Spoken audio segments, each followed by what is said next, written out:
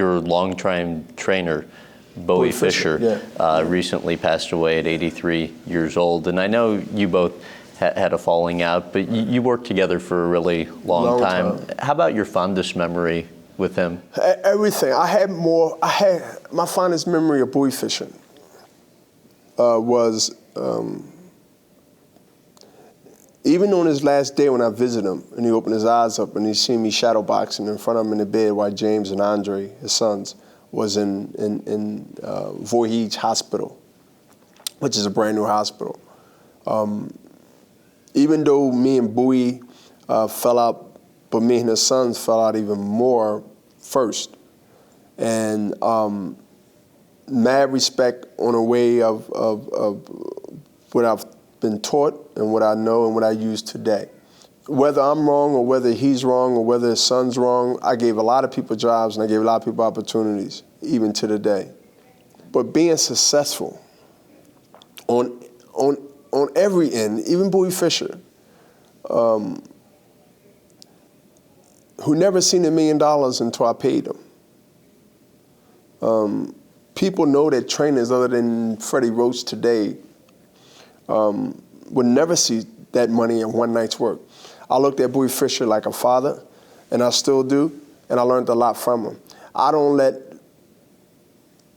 a month or a year of disagreements overshadow years, over a decade of, in 20-something defenses, and the stuff outside of boxing, overshadow the good. And so when I was called by his sons, in spite of the lawsuits pending, in spite of this and that, they called me. I wish I would have got a call when he was healthy. I wish I would have got a call before the diagnosis. But in spite of, I did come before he left. He was asleep for almost a day, to the point where he had his mouth open, they had to clean the scales off his tongue. And we started talking, Andre and James, and rubbing his hair. He's known as having a silver bush. And somehow we all sat back down and let him, sleep.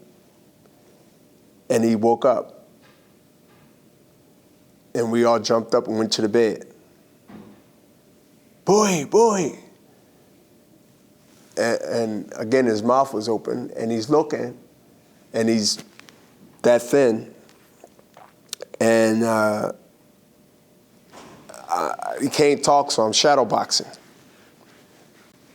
And I stepped away from the bed so he can see me and see my legs and my foot, because he always told me, the first thing that goes on a fighter is not his punch. It's not his chin. If he had a chin, he still had one. If he never had one, he never will. His legs.